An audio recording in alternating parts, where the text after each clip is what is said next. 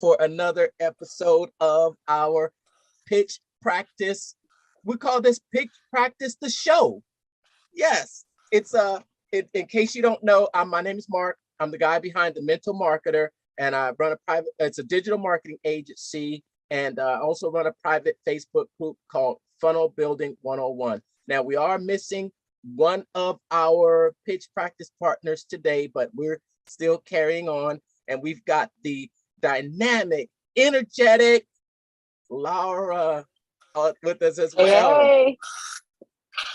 Hey, so Laura here. Thanks so much for putting this together for us. You know, I'm always moving, always moving.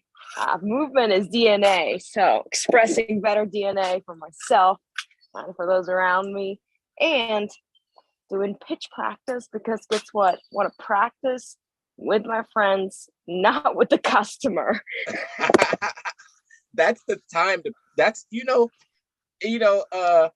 there's a saying that I say, and that is that amateurs perform more than they practice, and professionals practice more than they perform.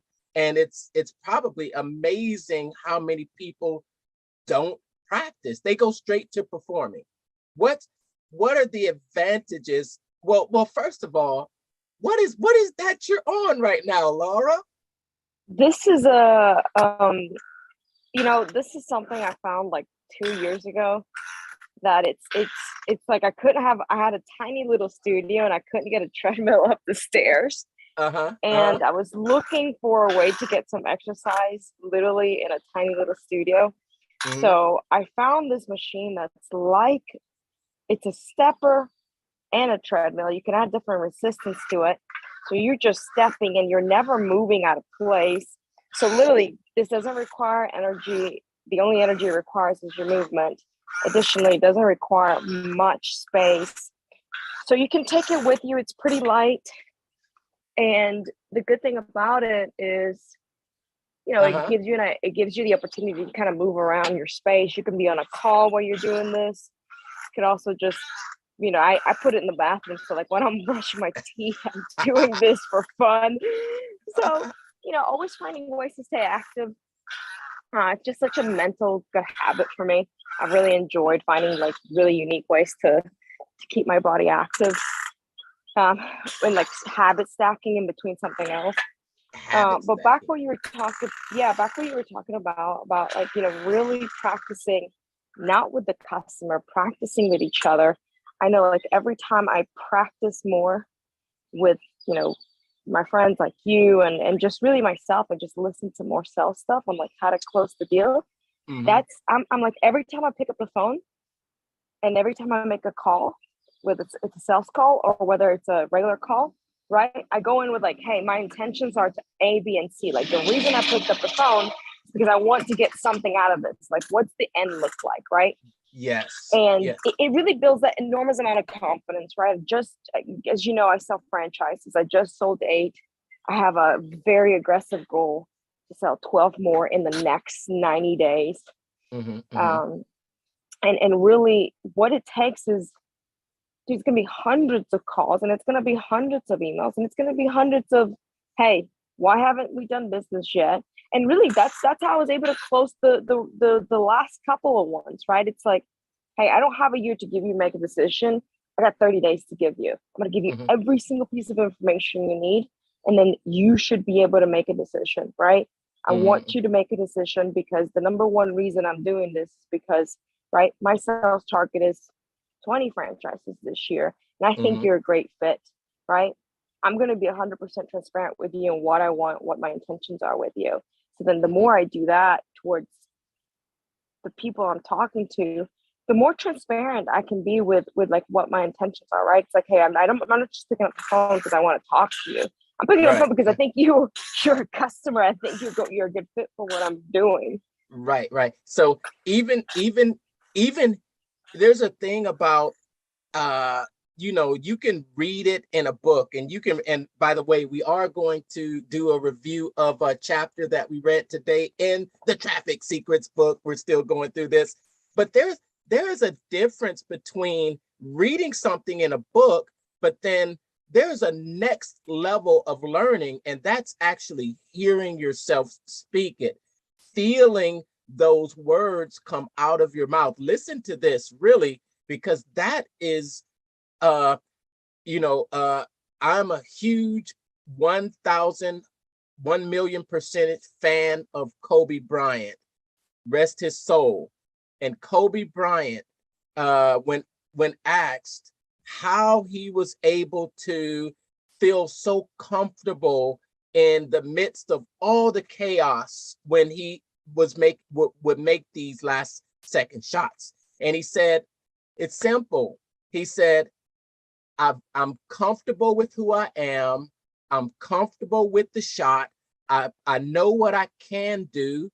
I know what I can't do because I've done it 1,000 times before in practice. So when you are performing and when the game is on the line and when you're actually in the game playing, you feel as though this is just another thing that you've already done, and you know what you're confident doing, and you know your product in and out. You know the just another rep. This is just another rep.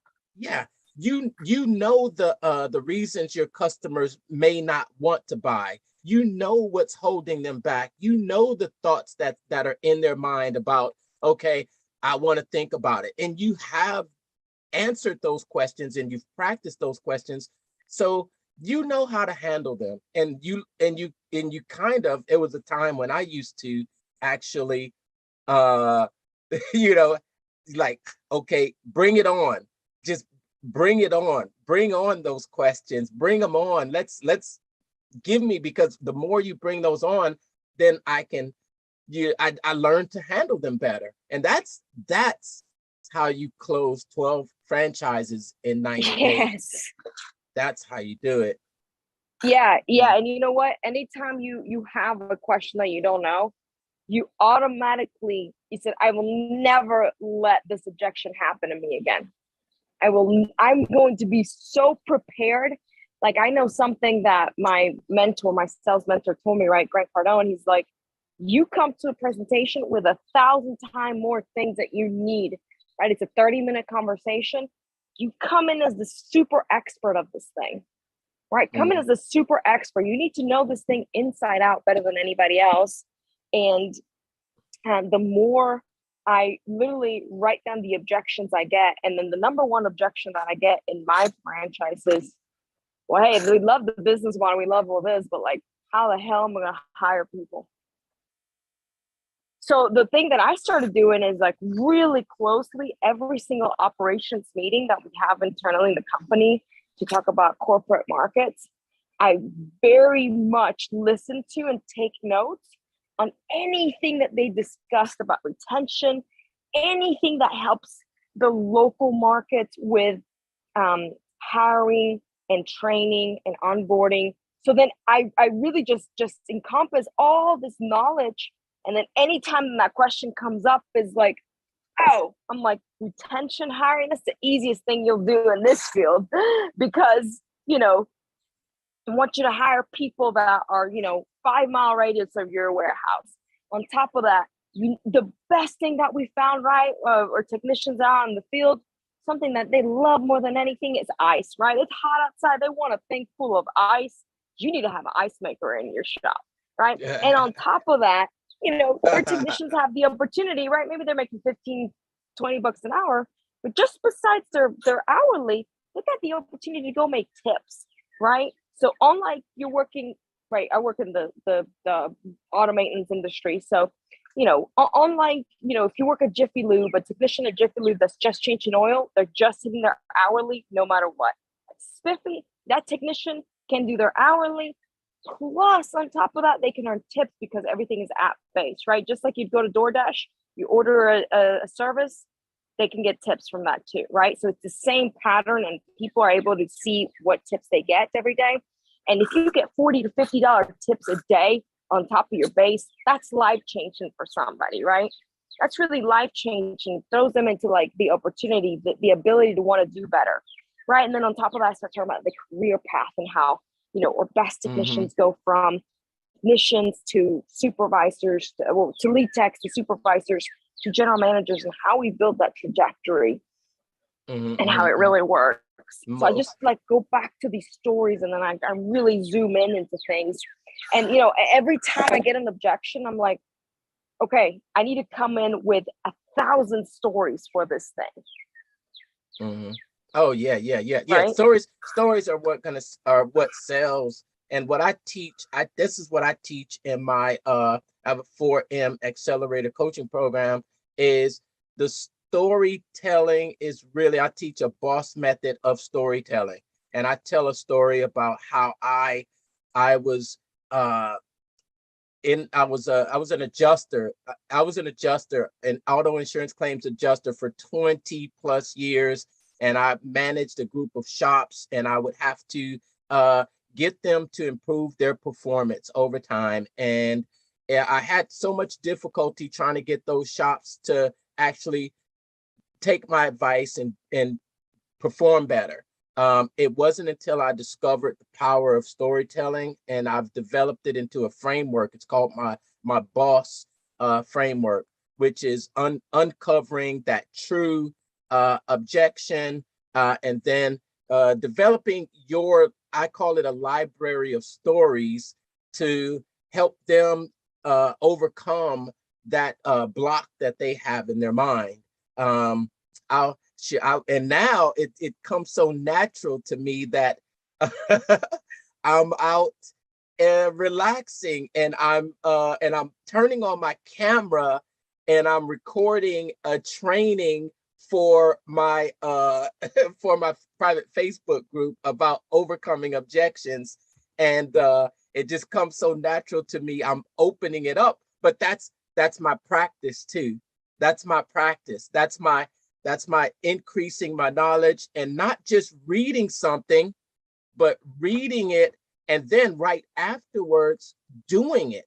Because so I think a lot of people will just read and think, oh, I had someone say, they took a course. Oh, I know how to run Facebook ads. No, you don't. No, you don't. You haven't run an ad. You haven't gotten into the ad manager. You haven't opened up a business manager. You just took a course. You don't know how to run Facebook ads. You learn by doing.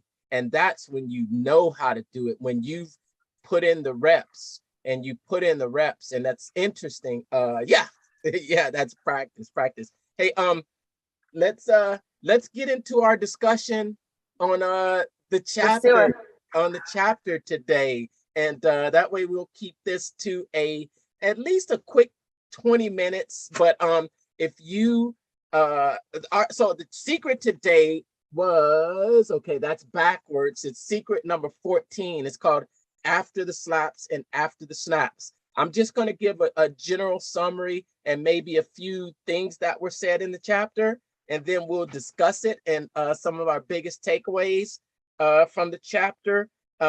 This chapter was really about podcasting.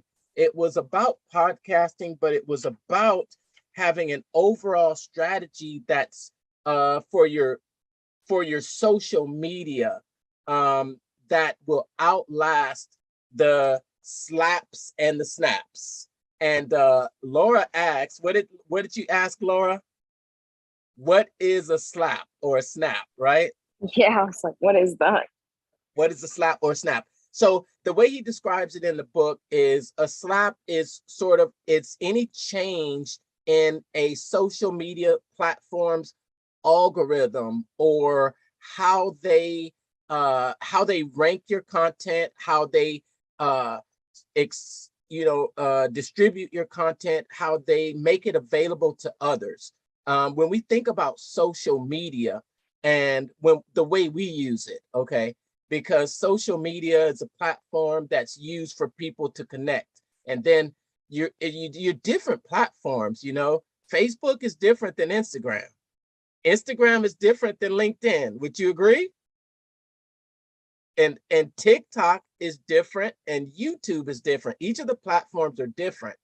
My overall goal of using social media is really for exposure to me and my brand, exposure to you, and exposure for your company. The goal is to have people go and see something that you have published and be intrigued enough to want to know more, and then there's an ecosystem that you can build, and it's called, you can call it I call it a funnel hub, because I'm a real big fan of sales funnels. And sales funnels has a funnel hub where someone finds a piece of content that you published out there. Like, for instance, you, Laura, they know, okay, we saw Laura on her afirmaciones con Laura. Okay, wow, this was really good. What else has she done? Let me see what else she's done. You look her up, you see her LinkedIn, you see what she's posting there. Then you say, okay, she's on YouTube. I want to follow her. And then you start to be able to put your message in front of them so they can get to know you more. And a lot of times, eventually, they may come over to be a client. And that's how social media can be used. So after the slaps and after the snaps is, okay, what would you do if your favorite social media platform suddenly change the way it works? Maybe and it happens. There's a real life example that happened this past week of one of our really close friends having his almost brand new, newly minted TikTok page just shut down for a violation of policies. So it happens. And if that does happen, how would you recover from it? And that's what this chapter is about. It gives you a framework for all of any new platform that comes. And if it were Brandon here, he would be putting the steps in of it. But just a couple of interesting things that I got out of this chapter, because he did talk about podcasts. It was that podcasting tends to attract a more affluent audience and people who have a higher net worth. In fact, the recent survey showed that a podcast listeners are 45% more likely to have a net household income of over $250K per year. Did you know that, Laura? Did you hear that? Okay. 250K per year. That was something interesting that I found out. Yeah, like they're high income earners, which actually makes sense. I'm like, okay, that makes sense. It's probably somebody that's really looking for learning and audio learning while they're doing something else. And that makes sense because when I'm in the middle of something else, I'm listening to a leadership podcast. I'm listening to a sales podcast. But it's so funny about this that I don't know if he talked about he said the average people or most people that do podcasts subscribe to the most 6 podcasts. At the most 6. At the most. And I get that. Because you know what? I started thinking of the podcasts that I listen to, and I think I only really listen to 2 consistently. I might pop in a show here and there for something else, but really the ones I listen to, one's a leadership podcast, and then the other one is it's a sales kind of podcast. But it's both of those, which is another interesting point that I don't know if you mentioned. They're double duty on YouTube, and then they just rip the audio, throw it on a podcast. I was yes. It's funny how social media, and it's all evolved, and we went to this all audio format with Clubhouse, and then now we have a lot of podcasts that are actually being done. I don't know if you've seen it, but I watch a podcast on YouTube. There's a podcast that I follow that is on YouTube, and there's fresh off the presses. I know because I'm actually honored. I was on a podcast just this past week, and it became this podcast first video podcast on Spotify. Spotify has video podcasts now. Wow. And my podcast episode is the very first video podcast episode that he posted on Spotify. It's really cool. You're gonna have to send it to me. That's great. That's really congrats. That's like good. I mean, that's like an honor, right? It's like being the pioneer in something that's first, or just having that experience. Because I'm sure that's gonna evolve, and in the next year or two, it's gonna be so much better. We don't know that yet. It's already probably a really cool experience. Yes. So that's how podcasts are evolving. Podcasts are evolving to a video format as well. And I think that's interesting. I think that's interesting, but it was an honor. It was. And the host messaged me because we had such a great interview.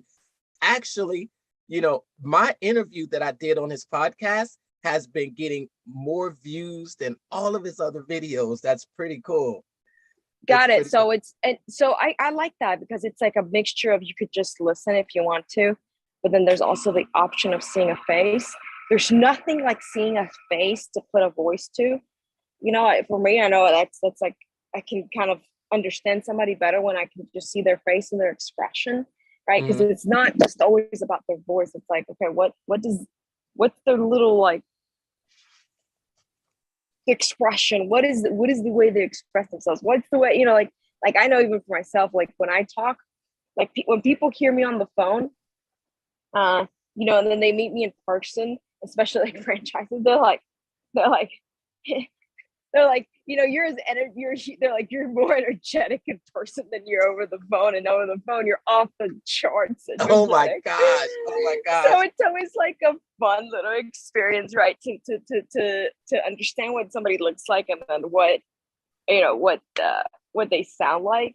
Yeah, but back to the podcast thing, I think it's something else that he mentioned about the podcast, where that you can pay, and you should maybe not pay, but you should invest in getting in other people's podcasts, because that's the best way to get your name out there.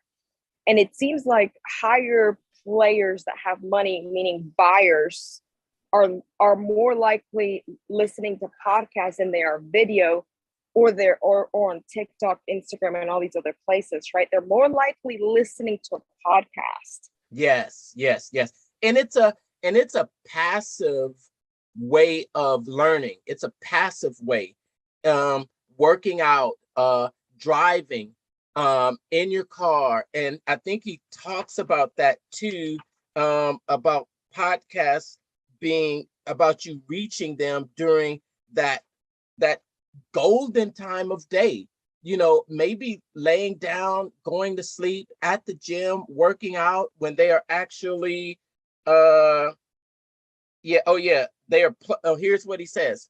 When people are listening to your podcast, they're plugging you into their ears during a part of their day when you usually get to have their sole attention, such as when they're driving, working out in the gym, or lying in bed thinking. And it's during those intimate moments that you have the ability to tell stories, break false beliefs, and really serve people in a manner that I don't think you can do with any other type of media. Yeah. I don't know. I just see a lot more people doing podcasts. It is an excellent. I actually, I don't have a podcast, but I do have a I call it a sales funnel chat, and it's probably going to develop into a podcast. But I just, for 20 minutes every Friday, I just kind of spill out everything that's been on my mind from the previous week. You know what? I love that. I have about 18 episodes now. I have about 18 episodes. Yeah. Facebook has this feature where you can do live audios. It's like a live video, but it's a live audio. And in this format, the live audio format, it's like a forum. And they allow you to bring people on from the audience and have a two-way discussion.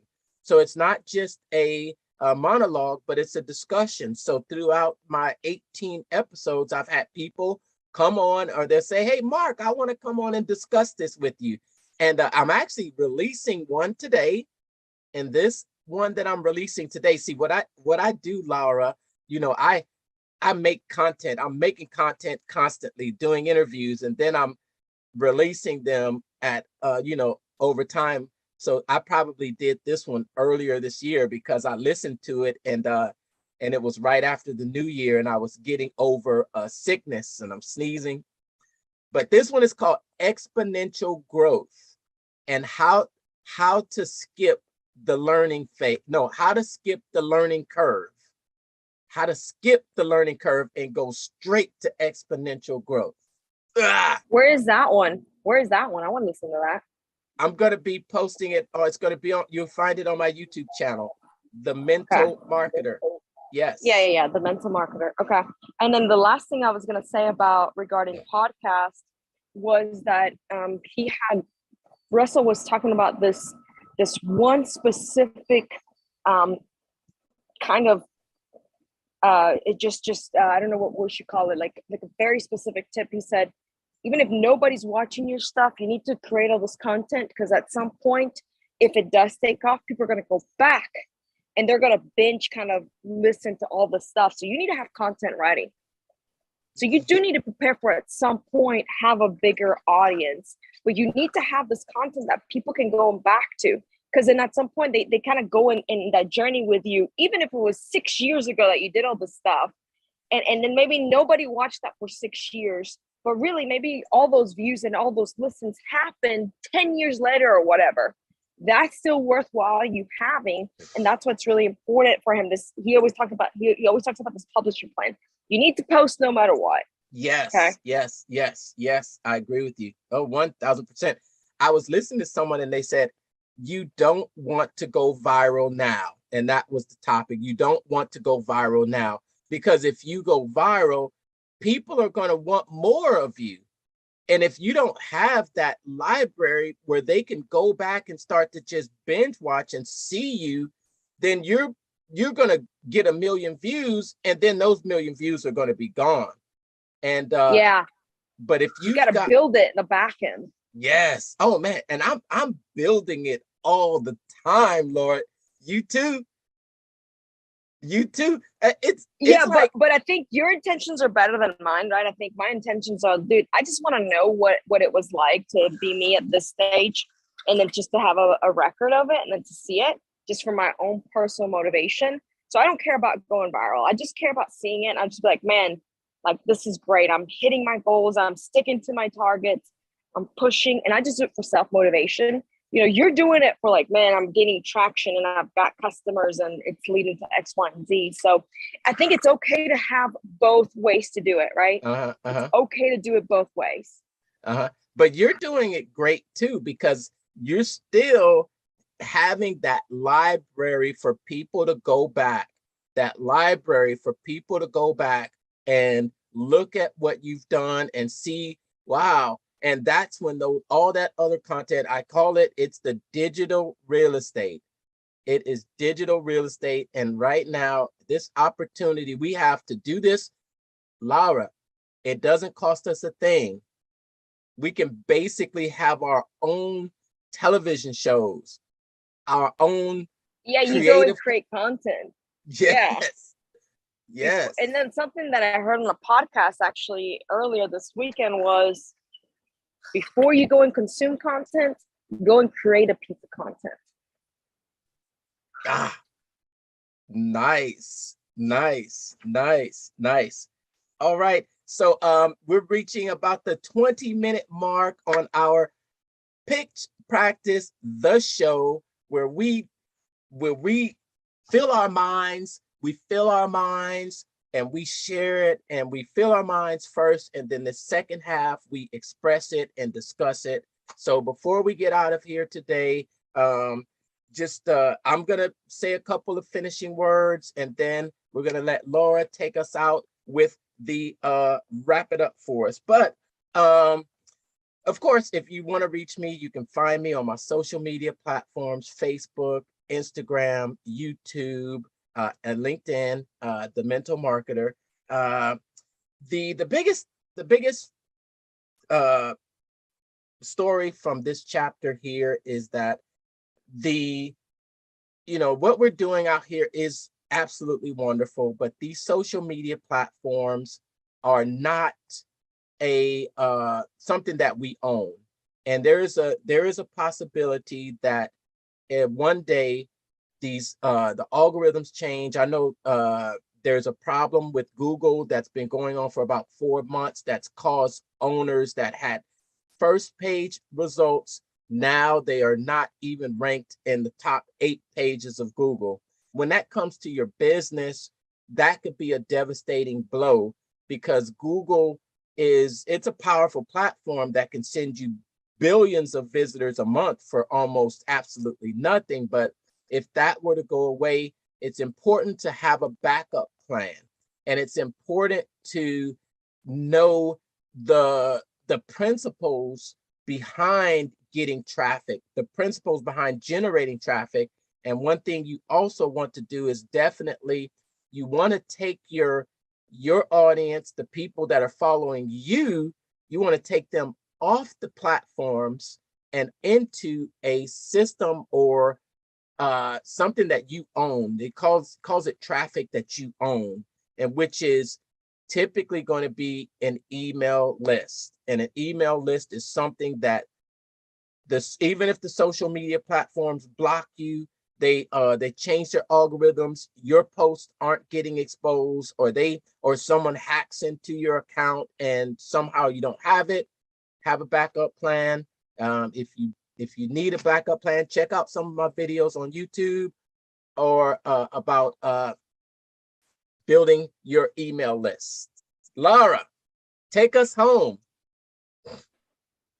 Hey, so pitch practice is to get better every day in every way. Hey, we do this with each other so we can level up together, because there's nothing like seeing your friends succeed next to you. There's nothing like feeling like you're making a difference in your life, in others' lives. And there's nothing like practicing with people that want to go up with you, because the trajectory of our lives is like a rocket ship. Woo! And as always, you can find Laura on LinkedIn. Her name is Laura Morales, and she has a penguin. Yes, a little penguin. And you can find me on social media at Afirmaciones con Laura. I also have a popular Latin Spanglish affirmation show. I'm actually about to go live on the radio, and I'm about to speak about instead of having the mindset of what's the worst case scenario, ask yourself something different. Ask yourself, what is the best case scenario for my life today, for my day today, for my day at work, for my day with my family? What is the best case scenario? So catch me on the radio Monday, Wednesday, Thursday on Radio Ritmo Mix here and Laura con Afirmaciones con Laura. Awesome. And I have no doubt that when we meet in person, I'm going to say, wow, you have so much energy on the phone, but you're just like in person, you're like just crazy energy. I love that. Yeah. I love that. And I love that you bring a positive light and energy to all those around you, and it comes straight through on the camera, on the phone, and every time I interact with you, Laura. Always a pleasure. Always a pleasure. Let's do it. All right, and until next time, thanks for watching in, and we will